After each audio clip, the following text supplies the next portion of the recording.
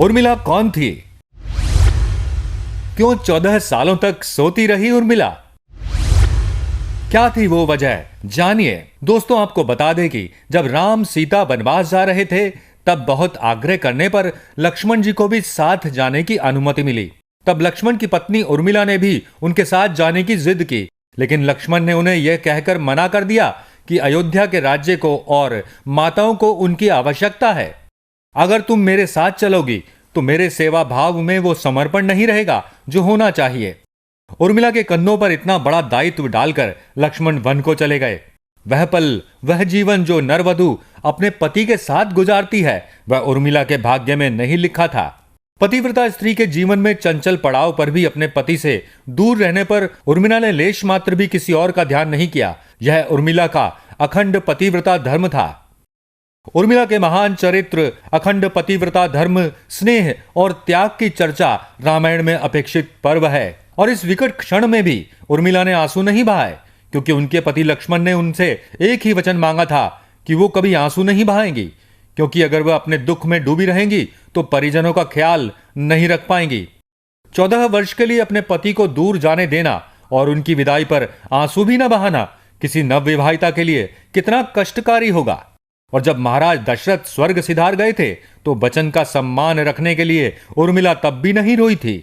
पति के लिए वह अपने पिता महाराज जनक के घर भी नहीं गई थी।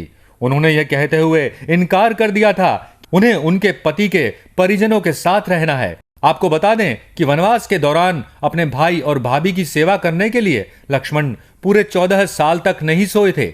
उनके स्थान पर उनकी पत्नी उर्मिला दिन और रात सोती रही।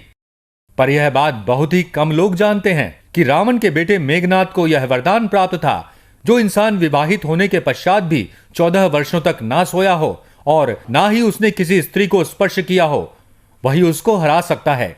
इसीलिए लक्ष्मण मेघनाद को मोक्ष दिलाने में सफल हुए थे। रावण के अंत और 14 वर्ष के वनवास के पश्चात राम, लक्ष्मण और सीता वापस अयोध्या लौट आए। तब वहां राम के राज तिलक के समय लक्ष्मण जोर जोर से हंसने लगे।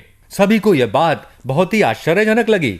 जब लक्ष्मण से इस हंसी का कारण पूछा गया तब उन्होंने यह जवाब दिया कि ताउम्र उन्होंने इस घड़ी का इंतजार किया और आज जब यह घड़ी आई तो वो ये घड़ी नहीं देख पाएंगे, क्योंकि उन्होंने वनवास काल के दौरान निद्रा देवी से वचन लिया था कि वह 14 वर्ष तक वे उन्हें परेशान नहीं करेंगी और उनकी पत्नी उर्मिला उनके स्थान पर सोएंगी। निद्रा देवी ने उनकी बात इस शर्त पर मानी थी कि जैसे ही वह अयोध्या लौटेंगे उर्मिला की नींद टूटेगी और उन्हें सोना होगा। इसलिए मुझे अब सोना होगा, मैं भैया का राज तिलक नहीं देख पाऊंगा। इसके साथ ही दोस्तों, आपको बता दें कि सीता माता ने उर्मिला को एक वरदान दिया था। उस वरदान के अनुसार उर्मिला एक साथ 3 कार्य कर सकती थी। वरदान के अनुसार वह 14 वर्षों तक सोती भी रहीं और माताओं की सेवा भी करती रहीं। दोस्तों, आज इस वीडियो में बस इतना ही। मिलते हैं अगले वीडियो में एक नए टॉपिक के साथ। तब तक के लिए नमस्कार। अभी सब्सक्राइब करें साधना एस्ट्रो, आपके सुख दुख का साथी।